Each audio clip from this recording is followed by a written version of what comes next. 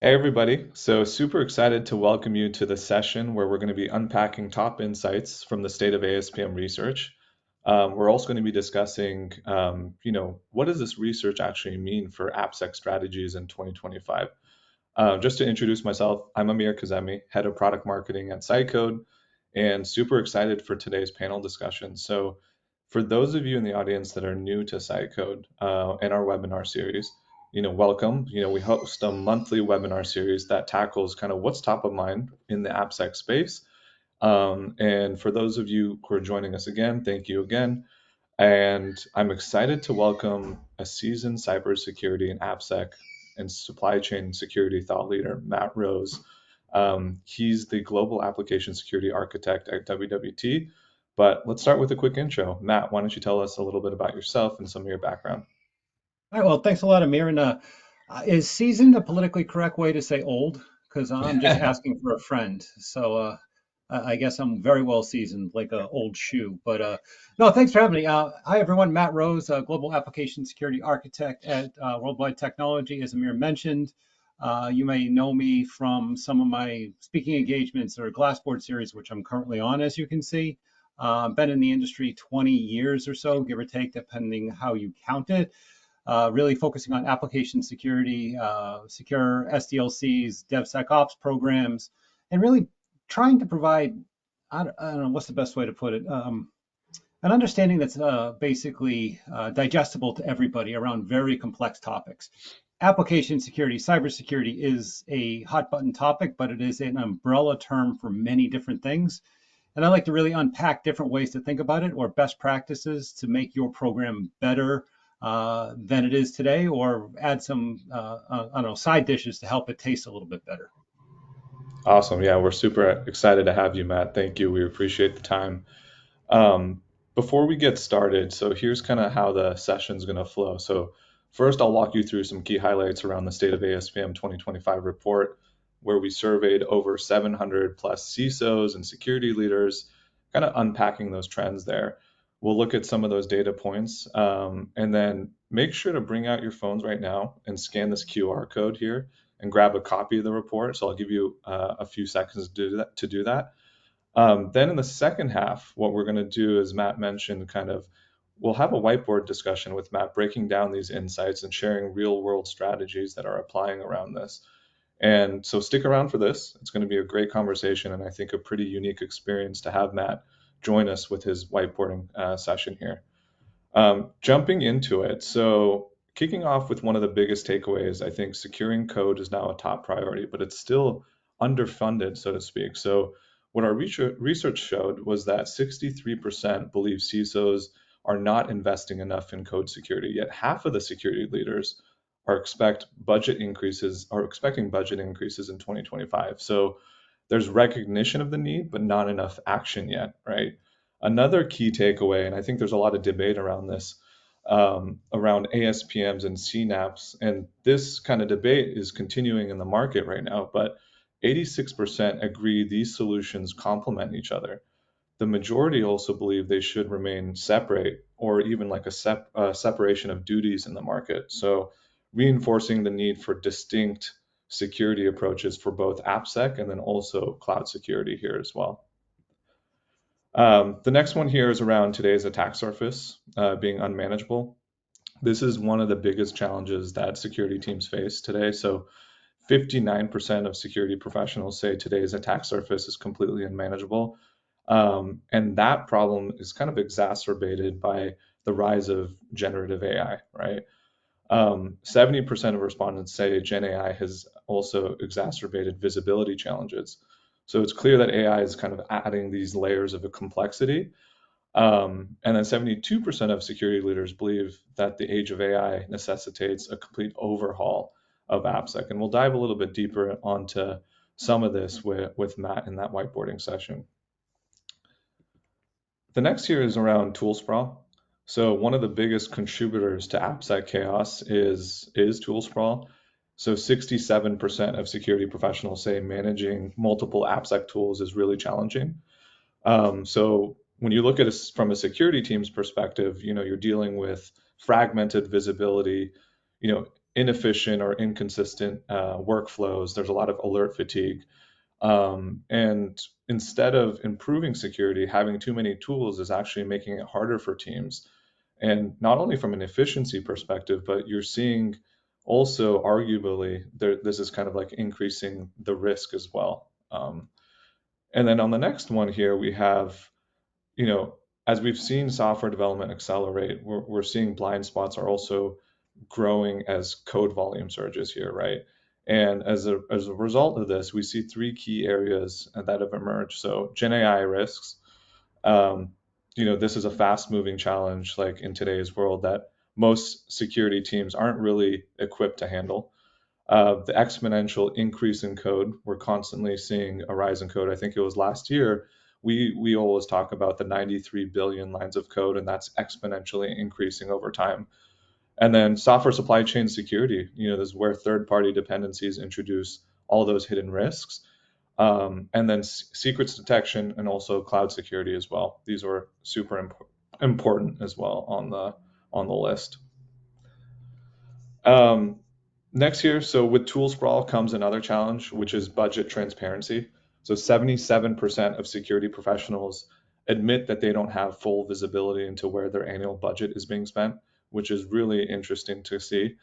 And then if you look at larger organizations, more of those tools over 1,000 employees, um, that number jumps to 84% here. So the lack of clarity makes it really difficult to optimizing the spend, especially when it comes to investing in the right security initiatives.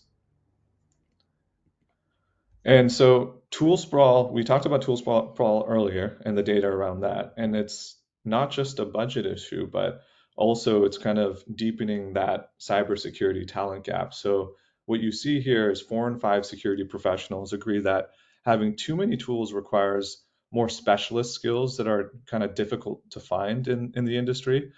And then 71% of organizations report that they had unfilled cybersecurity positions. So making it even harder to manage, an overcomplicated AppSec stack, so to speak, right? That tool sprawl and that relation back to the talent gap. And then beyond tool sprawl and budget, one of the biggest issues that security teams faced is their relationship with development teams. And this has been an ongoing problem that we've seen, that tension or that friction between security and dev. And there's different reasons for it. But 74% of security professionals say that these relationships in general need more improvement, right? And this is a consistent theme that we see year after year. So, how do we go about actually solving for this? And on top of that, 68% say that understanding who actually owns security is still a challenge for them. So without clear ownership, security responsibilities become a more fragmented approach, kind of slowing down remediation efforts, especially when dev is still looking for what is the actual context that I need from security to get my job done on from a development perspective. And then, you know, security teams are, trying to address these challenges and take the next step towards combating tool sprawl, right? 88% of them are looking to still consolidate their AppSec tools into the platform over the next 12 months. That's what we've been seeing. And so, um, what we've also seen is 61% have also started that process. So that shift towards consolidation, things like simplifying workflows, reducing costs, improving security efficiency and effectiveness, that's an ongoing process and it's happening right now. So this era of disconnected tools in AppSec and the broader security market is more or less coming to an end. But how do we actually consolidate this? And that's where you see kind of the evolution from AVT and ASOC and now ASPM come in line with a lot of this data here as well. So the shift toward consolidation is a reason why ASPM adoption is accelerating, like I mentioned. 90% of teams already using ASPM say it helps them better understand and solve risks. And these are some of the biggest benefits from consolidating AppSec tools into a single platform. So you also see improved critical risk detection, faster MTTR, fewer false positives, stronger collaboration between security and developers, which we talked about, and then better budget visibility across the board. So, with all these benefits, it's clear that ASPM is becoming more and more of that central nervous system for modern AppSec programs in the space as well. So, um, with that, I wanted to shift gears and dive deeper into the discussion with Matt on the whiteboard. So, Matt, why don't we go ahead and share your perspective? I'll drop the screen share and focus on you at the moment. And why don't we go ahead and start and talk about Gen AI here? So, we mentioned a little bit of Gen AI through the report, but it seems to be that that's exacerbating the unmanageable attack surface. Hearing security leaders agree that the age of AI needs an overhaul and how organizations kind of approach AppSec. What impact do you think that AI is having on AppSec in general, from your perspective? The best way to put this, I think, is everything old is new again. And what do I mean by that? Hmm. So the way software is being developed has changed over the past 20 years. And we moved from, monoliths and very slow plotting release cycles to a more aggressive release cycles, and then CI/CD, they're releasing 100 times a day, and DevSecOps and APIs. AI, there's really two ways that I look at it. And when you talk about AI, there's the security of the AI systems themselves. Yeah. So just like source code, you have to scan source code with a SaaS solution to find SQL injection, cross-site scripting, cross-site request forgery. At the end of the day, an AI system is actually still just a piece of software unto itself. So Yeah. the foundational application security um, capabilities, processes, scanning need to apply to that. So it is still an entity. And then there's the usage of AI, agentic AI being incorporated into every type of application in the world, Hmm. pretty much from your banking app to your shopping app to writing a LinkedIn post. You write a LinkedIn post and AI can rewrite it for you. So we're thinking about two different things. The system itself, is the system itself secure? And then Hmm. what are you putting into said system to potentially compromise your PII data, your customer data, your trade secrets? So it's really two factions that you need to think in. And it's moving so fast that people are just like, I'm afraid of AI. It's just like, Yeah. 5, 6, 7, 8 years ago, everyone's like, oh, I have Agile DevOps. Well, what does that mean? Well, everybody else has it, so I have to have it too. Hmm. So it's just an unknown. And the thing I always like to say is, if you don't know what to look for, you'll never find it. And people don't know what to look for in terms of risk of AI, whether it's the platform itself or the usage. Yeah. Historical thing that being in the SaaS world from the beginning, early stages in the '05, '06 timeframe, um, people were always like, I need to scan all my languages. And one of the ones that always pop up would be mainframe languages. And people, I'm like, okay, that's great. You want to scan your COBOL code. What are you concerned about there? And the COBOL code. Well, I don't know. I'm just afraid of it. Well, hard coded passwords are very minimal things. You're just afraid of it, but you don't know what you're afraid of. So how can you A, identify it, and secondly, remediate whatever you find? Yeah. It's just this perfect storm that keeps evolving. Yeah, absolutely. So it's like from an ASPM perspective, it's really around like the visibility of the AI being, or the even the models that are being used, but Yep. also the usage of the AI itself, right? Yeah. What are you using for? What type of data you're putting in there? You said, hey, please provide me the best chocolate chip cookie recipe. Okay, that's not that dangerous. Okay, Yeah. please analyze last quarter's sales numbers associated with the Western region. Okay, that's a little bit more problematic. Hmm. But then thinking about, how did that AI system actually come to be? What was the LLM that it was based on? How was it trained? Is there a slanted view of the data? But as Hmm. it kind of all relates to application security, it's the phrase I've used in other things is, uh, I use weird references to movies and quotes and everything. Is how many people remember Airplane, a classic from the past associated with humor. And one of the lines is, Johnny, how did this all begin? And he basically said, well, first there were the dinosaurs, but they got too big and fat and they died. How did all of this happen? And we've been on this transitional process from Hmm. probably, and this is not exact, please don't quote me on this and scream at me, from around 2005 to 2025. This is 20 years, give or take.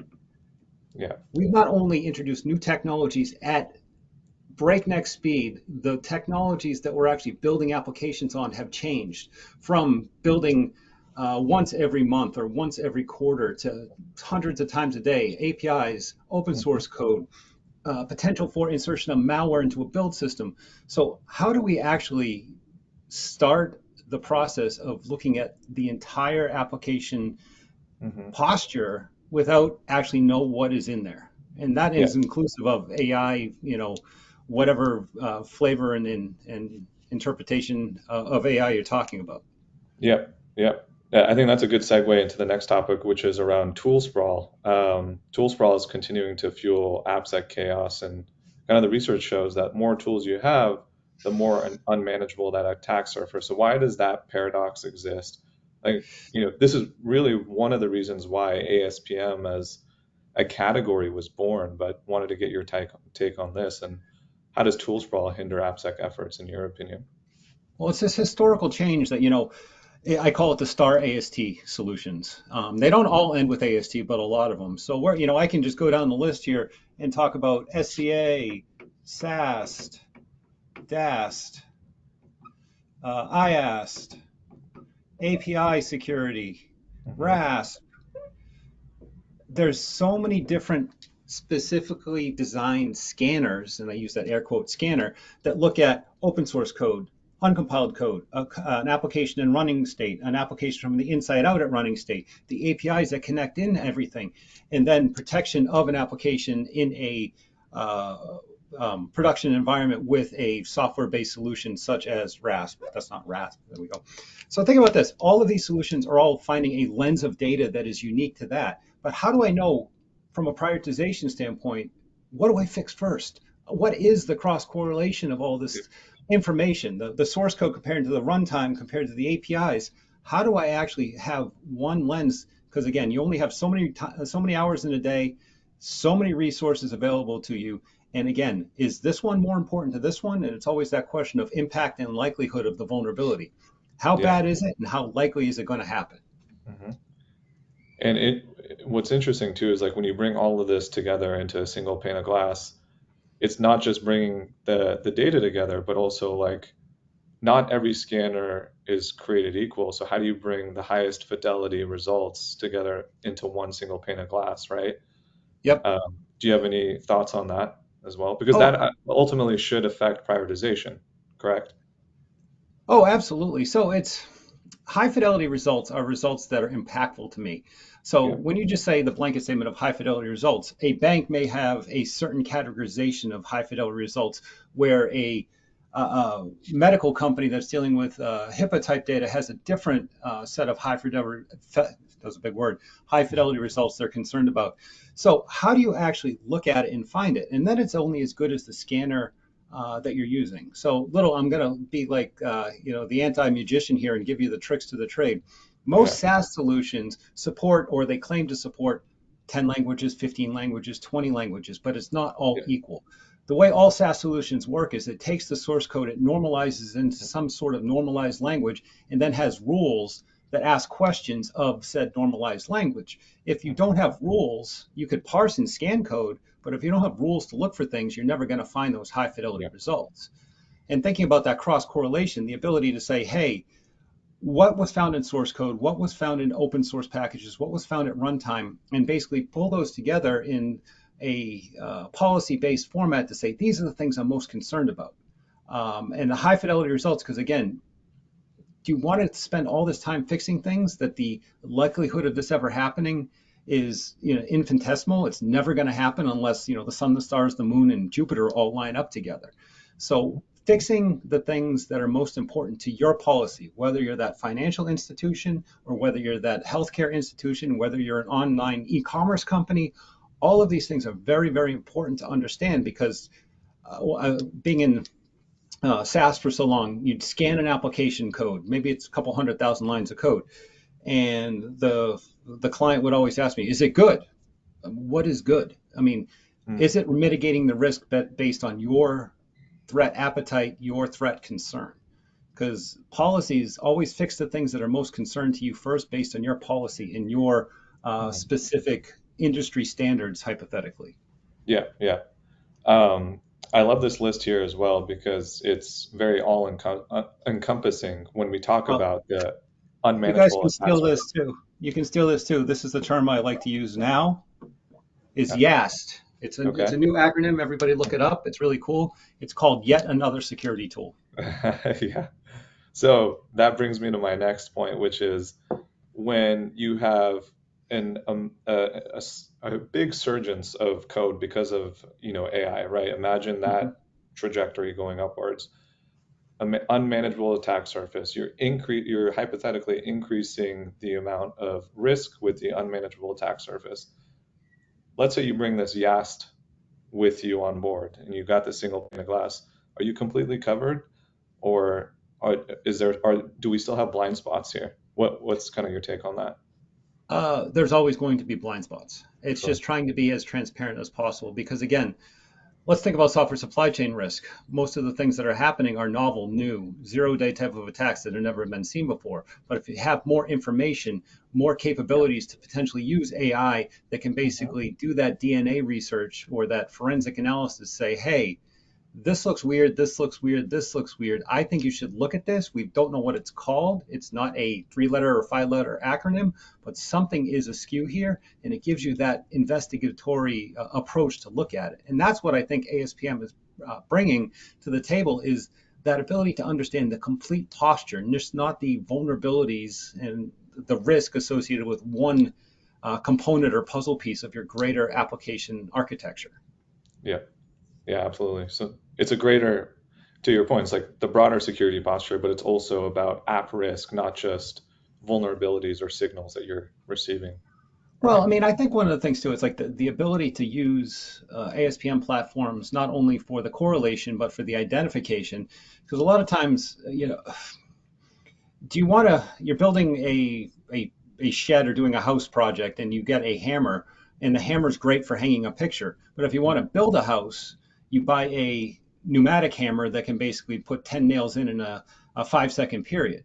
So it's Sure. about using the correct tool for the correct kind of use case or problem. So I hate to say it with, I'm very proponent. I have a lot of friends in the SaaS industry. I think there's tons of solutions, but looking Mhm. for 1,000 things in a source code repository in terms of risk, most people just care about OWASP top 10, SQL Mhm. injection, cross-site scripting, privacy violations, the things that are most concerned to them. Because again, there's just not time and energy and effort and budget to actually fix everything associated with 1,000 different types of vulnerability categories. And that's what Yeah. ASPM is bringing to the table is that ability to say, hey, we have 1,000 things we found, but what are the 10 and 15 I can fix now to make my security posture so much better? Hmm. Yep. Um, Coming back to the term YAST, I love that word there. So yet another security tool.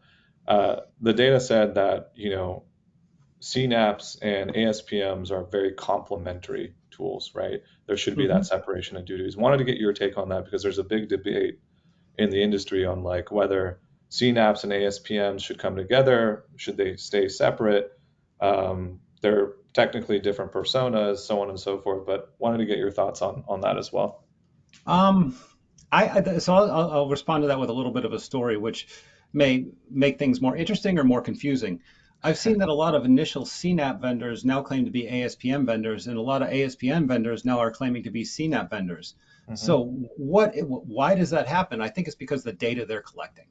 And I think from an ASPM standpoint, it's the posture of the application, just like a CSPM is the posture of the cloud infrastructure. A DSPM is basically the posture of the data and protecting the data and making sure that it's not compromised in any way.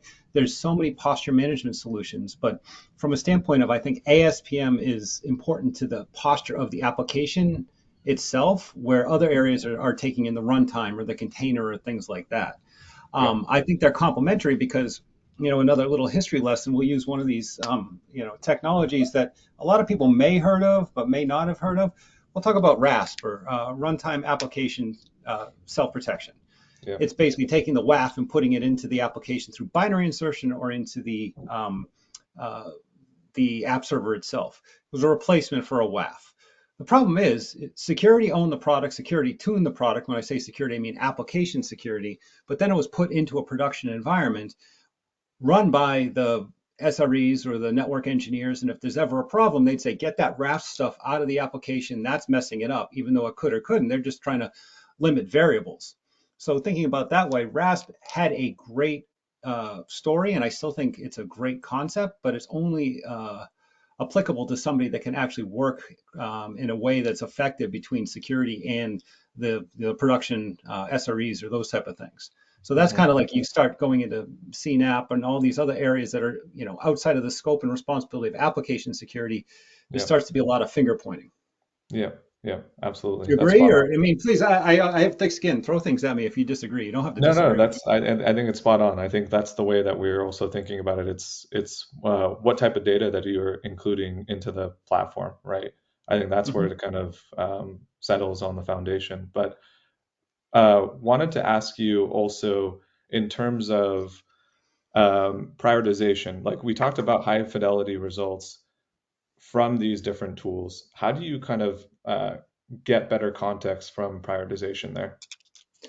Or like Okay, so how does the context matter? the context matters because, in my opinion, is you can't swallow the ocean at once. Maybe, it's still salty water, probably not the most healthy thing to do, but taking sips of it is probably a better way. Thinking about a program, and people try and swallow the ocean at once with a program. They buy one of these bleeding edge star AST tools.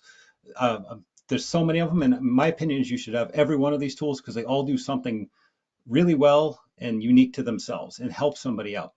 But when you're actually thinking about attempting a program, it's a crawl, walk, run, sprint type of scenario where you create a policy that basically is tunable over time.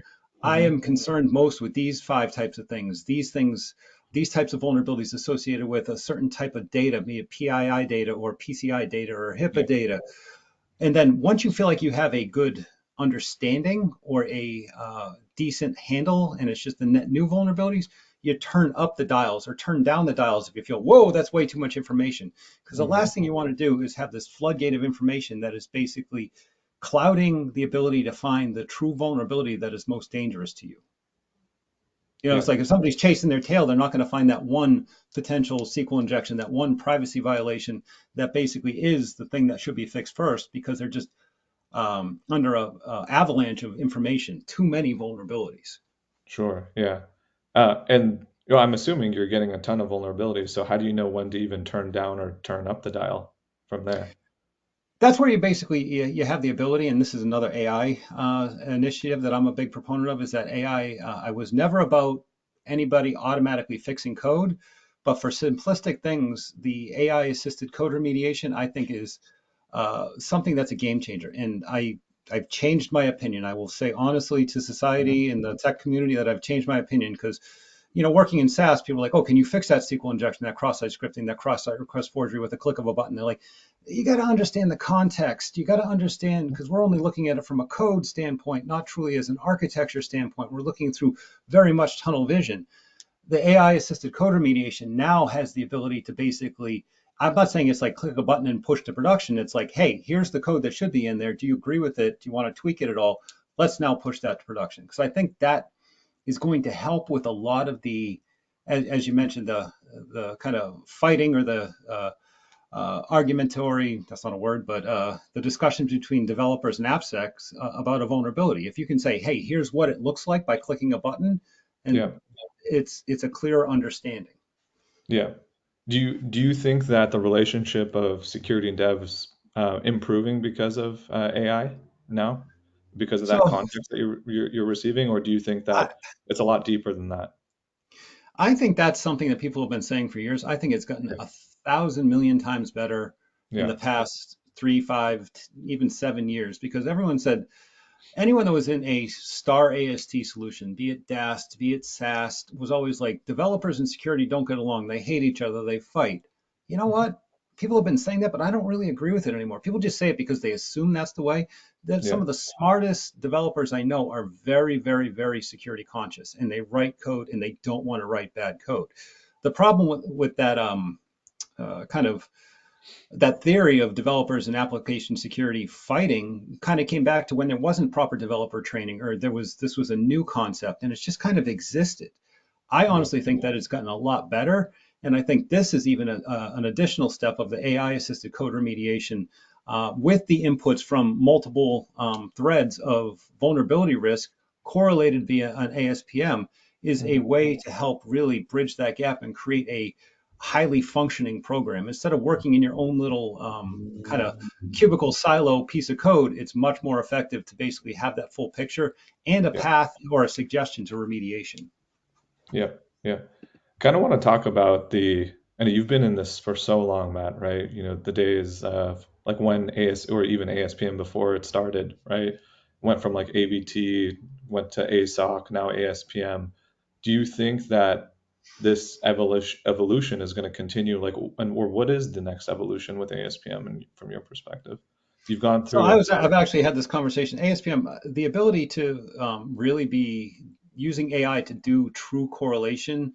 Yeah. A lot of, the history of ASPM, and this is, I'm not sure if people realize this, the real first, OG, if you will, ASPM solution wasn't even called that. It was thread fix created by Denim Group to correlate results from multiple, and this is going back, and people were like, it's the greatest thing ever. I can see everything. It wasn't even called an ASPM.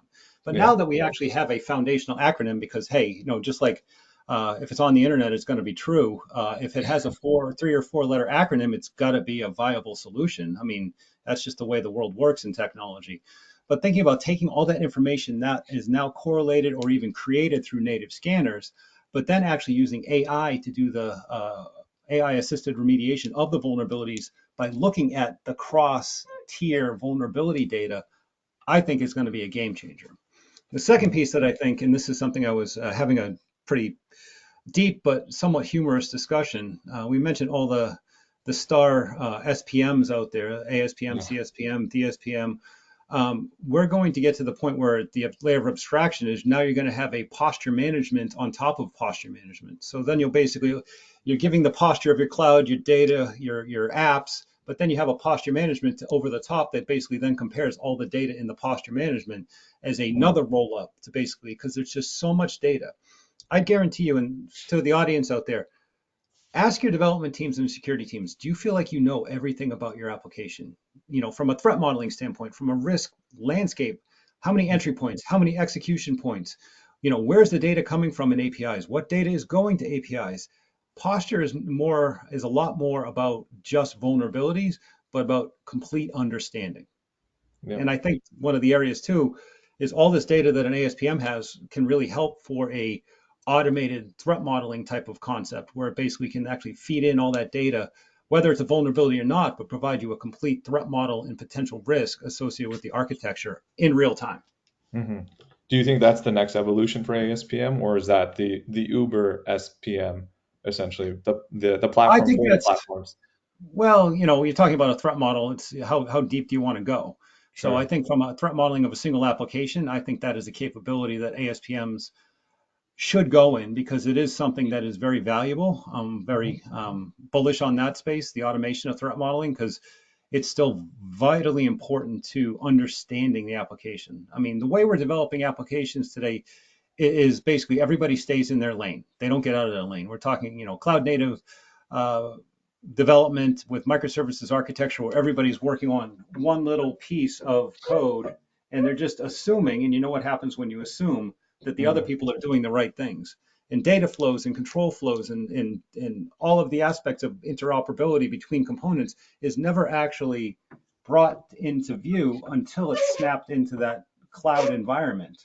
And it's just you're promoting false negatives. You're promoting the unknown because there could be something in these things, but they're never actually brought together in terms of an execution path Hmm. until they're actually running. Yeah. And then you could say, "Oh, just run DAST against that." Guess what? The horse has already left the stable. It's the race is over if you're just trying to find those type of things with DAST. Hmm. Yeah, that's super interesting. I think the other trend that's interesting too in just the broader world is agentic AI. Hmm. OpenAI just launched, Operator, so I can ask it to go and, you know, cook me up a pesto pasta, order me the ingredients, bring it to my door, and teach me how to make it, right? And all that can be done through a click of a button. Is there a world where ASPM, which has all this data, has the workflows, where we can ask it to be our partner on the AppSec team? Yes, Oh, again, I'll pivot off of that. Think about this. Just because AI generates code or AI does something yeah, means it still needs to be validated. Just you can, AI code generation, write me an application that does this. It writes the code. You're like, oh, great, it works. Okay, now you still need to scan that with your SAST. So even mhm, though it was written by AI, doesn't mean it was written securely. A yeah, story I have from the past. Going into an organization that was having third party develop code. They wanted to scan that statically for vulnerabilities, and we're talking 2008 timeframe, so a while ago. mhm, And come in, scan it with a SaaS solution, and it's riddled with OWASP top 10 vulnerabilities. They yeah, go back to the development house that actually built it and say, this is riddled with these types of vulnerabilities. They said, you just told us to develop it for the spec. You didn't tell us to develop it securely. That would yeah, have cost X amount more and taken an amount more. Think about that with AI developing code. Write me yeah, an application that does these five things. Here you go. yeah, You didn't specify for AI to write the application securely that did those five things. You didn't specify it needed to have data sanitization for every input. You didn't, tell it to use parameterized SQL. So it's up for interpretation. Yeah, it functionally worked just like that third party developed code base, but it was not secure. So think about AI in that model. And then you can actually extrapolate onto your example of make me this dish, order all this stuff for me. Okay, what if yeah, they order the wrong pesto, or maybe you're allergic to nuts, and mhm, the that specific pasta sauce or whatever you're ordering had nuts in it. What if it had mhm, peanut butter? If you're not specific, you're not going to get something specific, or maybe something flawed that could potentially lead down the path to a big problem. yeah. Case in point, I think we're still not there yet, but it's exciting times definitely with this new technology. So, no, thanks for that, Matt. I think we're just out of time. So thank you so much for your session here with us. If you want any more information or resources related to Cycode or the report, or want a demo of the ASPM, please join us and book a demo at cycode.com. Matt, what's the best way for people to get in touch with you if they're curious or want to ask any questions? I'm pretty fine. I'm pretty easy to find on LinkedIn, or I do actually do a Glassboard series on the same platform called the Cyber Window, talking about a lot of different concepts, including a lot of ASPM type concepts. So if you go to wwt.com and search for the Cyber Window, you will see my beautiful face. Even though I say I have a face for radio, I do a lot of video. So unfortunately, and I apologize in advance. No, we love it. Thanks so much, Matt. All right. Thanks for joining us, everybody. We'll see you soon. Bye. Thank you. Thanks.